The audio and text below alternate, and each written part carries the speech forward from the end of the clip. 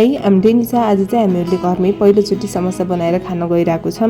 हिजो आज चाहिँ हावाहुरी पानी परेर चाहिँ कस्तो गरिरहेको थियो, मौसम पनि चिसो चिसो अनि मौसमले मागे अनुसार चाहिँ हामीहरूले पुरा गर्दैछौँ।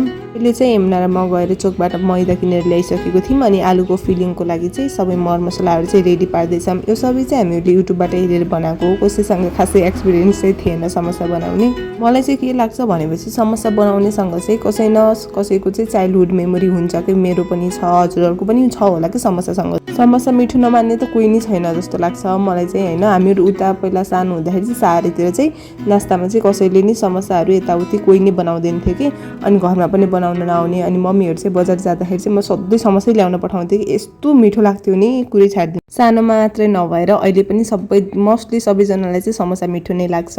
अनि आज चिसो चिसो गरिरहेको थियो, त्यही भएर मौकाको फाइदा उठाएर चाहिँ हामीहरूले बनाउन लगाएको। पहिले चाहिँ एमनाले र आन्टीले बेल्दै हुनुहुन्थ्यो पिठोलाई अनि म चाहिँ सेप दिइरहेको थिएँ। अनि पछि चाहिँ भाइले पनि बेलिरहेको थियो अनि आन्टीले चाहिँ पकाउँदै हुनुहुन्थ्यो समोसा। अनि गफ गर्दा गर्दै सबैले खाँदा पकाउँदा यताउति गर्दा गर्दै हाम्रो समोसा पनि रेडी भइसकेको थियो।